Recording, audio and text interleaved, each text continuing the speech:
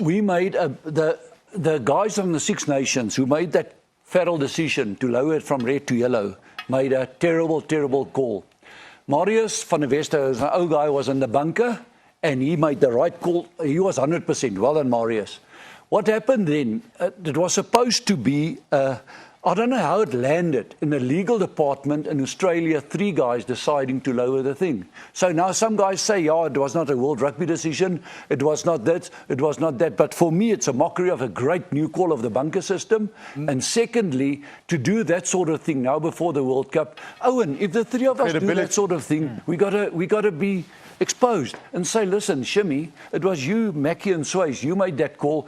No one knows. So my thing as well here, Swys, is, I mean, Owen Farrell has been cited before. Remember, the coach has got to take the players on the side. Clearly that's not working, that whole tackle school, it's not working. We need another way to sort this thing going forward. Tackle school's not the way. And I think everybody's crying out for consistency. Vunipola does it as well. Whatever happens to Farrell has to happen to Vunipola. Yeah, but my point Depending on the record, my point is who polices. That's what I want to get through. Who polices? Where does the buck stop? Because now that was a perfect call on Farrell.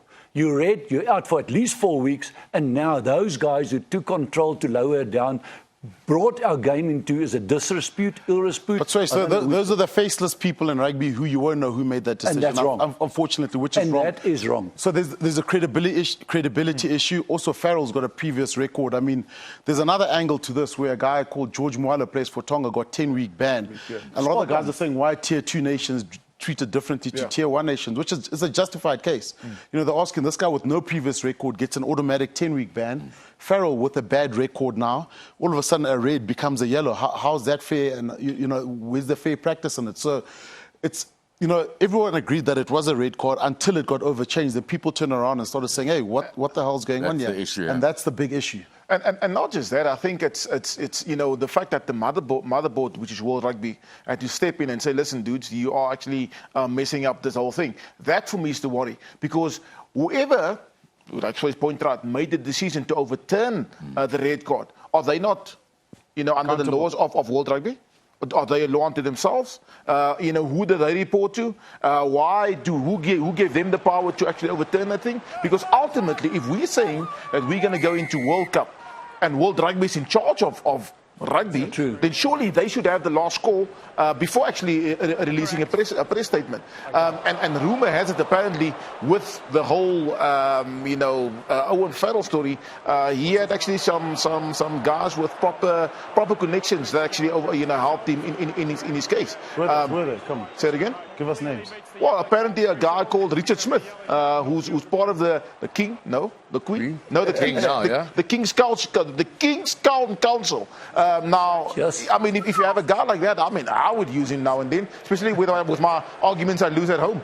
All right, gentlemen, I've got a question as sports people, and I say this because I was fortunate to play a bit of cricket growing up.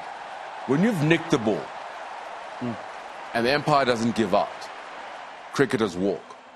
We saw a great example of Sia, I think, not scoring a try, saying, listen, ref, don't bother going to the TMO, no try.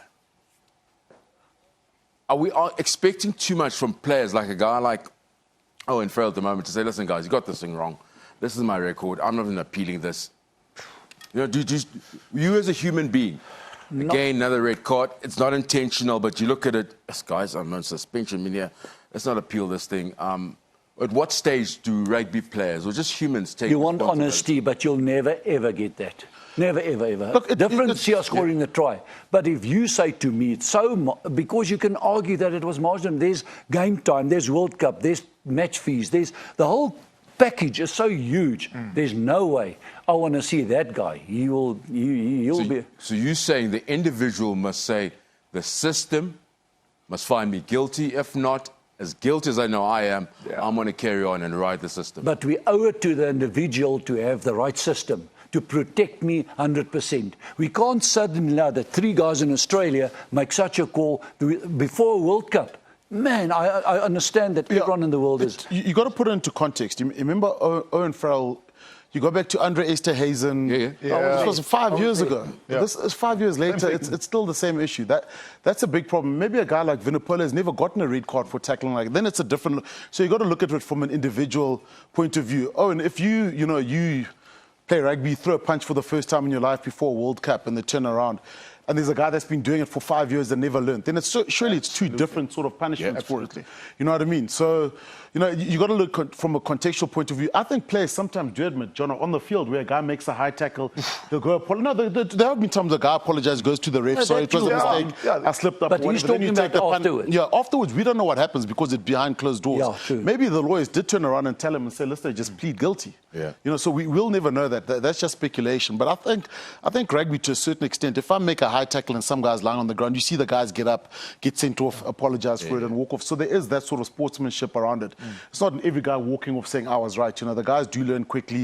Defense coaches speak about it the whole time, level change, keep staying low and making the right hits. But I think what we've seen this weekend, so there was a Romania red card. Obviously, Vunipola got sent.